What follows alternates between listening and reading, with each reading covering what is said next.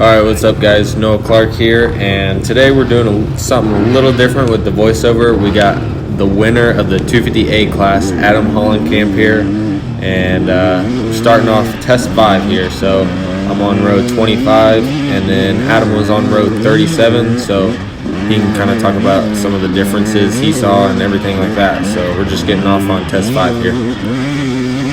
Right off the bat, it was a lot more chewed up on those roots going up that hill. For sure. Like a lot slicker? Yeah, like the bark got slung off it more. Yeah, I got you. Probably a lot harder to get a drive going up the hill. Yeah.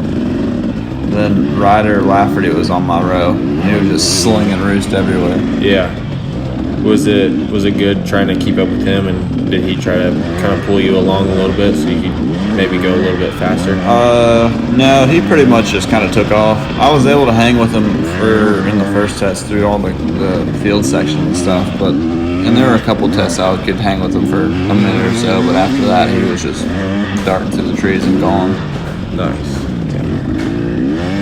Yeah. Once you make that first little mistake, and then you can't see him anymore, you're kind of... Yeah, that's definitely the thing about the pro riders is they don't make any mistakes. Right.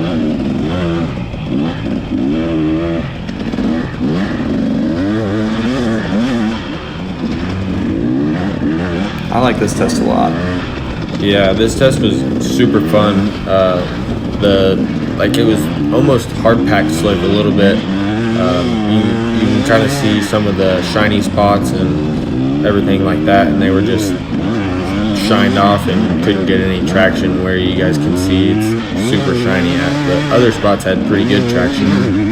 We had a bunch of different tests at different, it was real slick in some tests and perfect in others, and this test did good in showcasing all the different soil types, I guess. Yeah, for sure.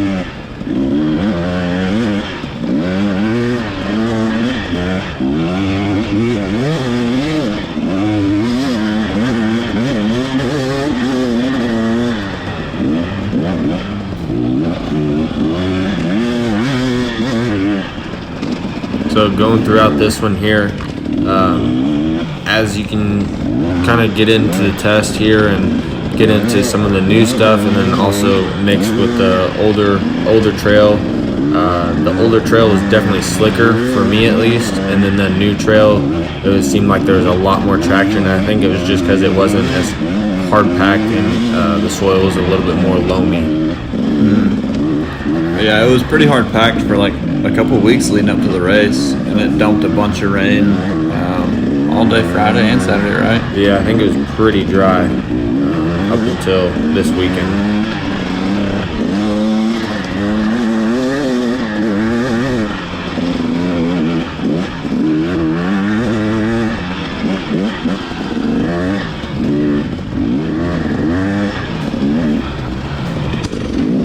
So here, going through these ferns here, was it pretty hard to see where the trail went for you?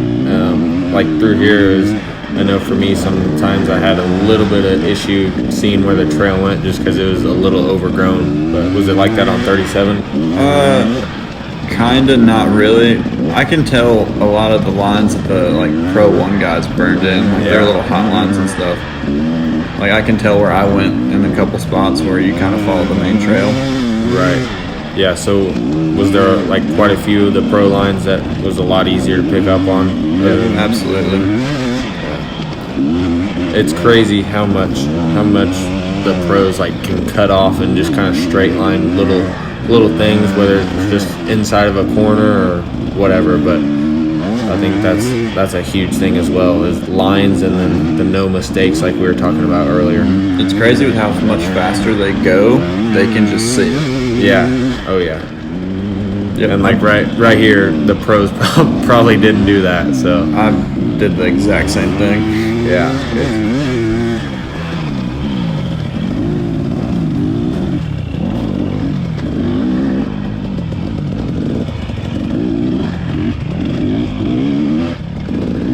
So just 12 rows back, it kind of sounds like there was a lot more lines that were opened up and a lot more options. Yep, for sure.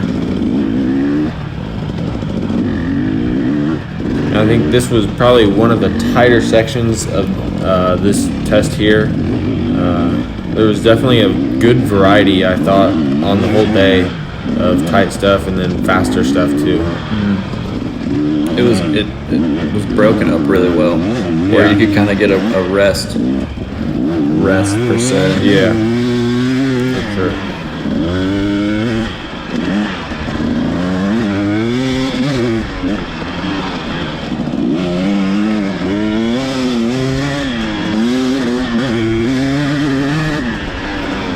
And then obviously this one here is kind of one of the faster sections, but then they also threw us out on some, like, I don't know, I wouldn't call it quad trail, but it was Like 2-track. yeah, it was a little bit wider than this, and just kind of flowed. I think this was the test too, where there were a bunch of different like crisscrossing lines, weren't there? I think so, yeah. It was cool to see how many lines developed just on a national enduro, you know, because usually it's kind of one line, but with it being maybe a little muddy and people trying to get around others, it developed a few more lines than usual.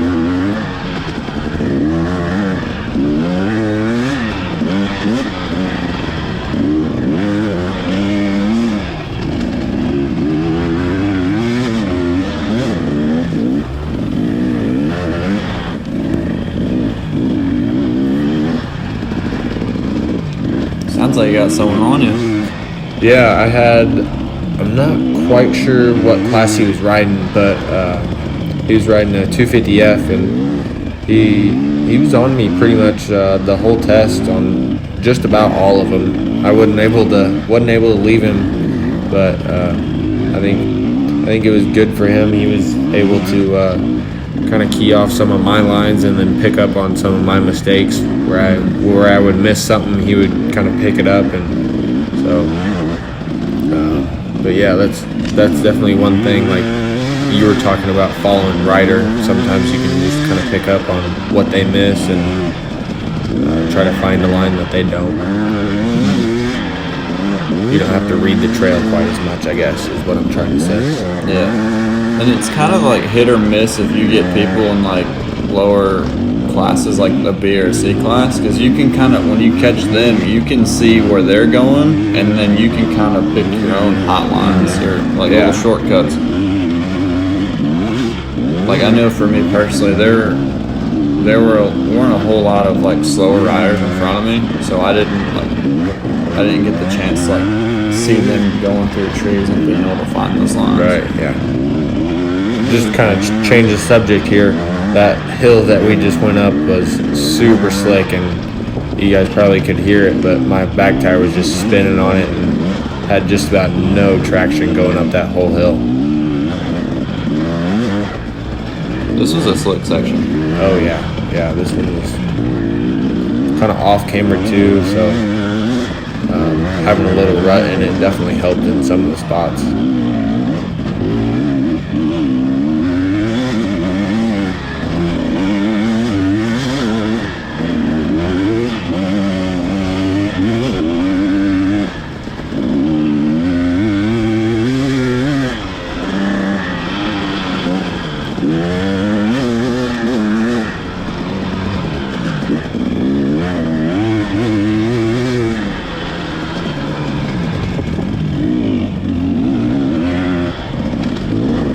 Through some of the sections, I thought it was easier to go, or not easier, but faster to go slower, and but then I'd be telling myself, you know, I can be going a little bit faster, but then I'd be making mistakes. So it was kind of one of those things you had to have the perfect balance, trying to, you know, not go too fast and make mistakes, but then, you know, you don't want to catch yourself just kind of slacking off. So, but I did find it was a little bit better to go tune it down a little bit and just go that little notch slower than usual, and not just go balls to the walls the whole time. I had a hard time kind of like pacing myself in that sense too, which is how much like the dirt changed. Once I would like, it was hard for me to like find a flow and keep it. Like I would push into corners too hard and overshoot stuff, and then knock down the whole flow. Yeah.